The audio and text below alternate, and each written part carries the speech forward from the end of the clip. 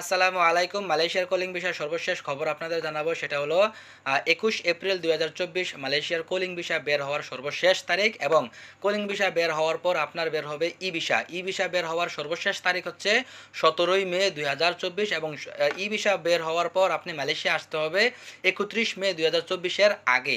এখন যে সকল ভাইদের কলিং ভিসা বের হয় নাই, যেমন আজকে ২৪ তারিখ, ঠিক আছে, আজকে ২৪ এপ্রিল, তো কলিং ভিসা এখনও বের হয় নাই, তো আপনি আপনার এজেন্সি বা দালাল মামা খালু যে যার কাছে টাকা পয়সা জমা দিয়েছেন কিভাবে টাকাটা নেবেন তাড়াতাড়ি চিন্তা করেন।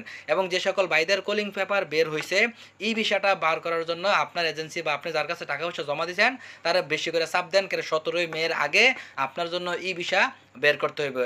আর ই ভিসাটা হলো মালয়েশিয়ার যে কোম্পানিতে আপনি আসবেন ওই কোম্পানির বস নিজে ই ভিসার জন্য আবেদন করতে হবে, এবং ই ভিসা বের হওয়ার পর আপনি অবশ্যই ইনশাল্লাহ ৩১ মে ২০২৪-এর আগে মালয়েশিয়া প্রবেশ করতে হবে। সবাইকে ধন্যবাদ, ভিডিওটা শেয়ার করে দেবেন। আসসালামু আলাইকুম।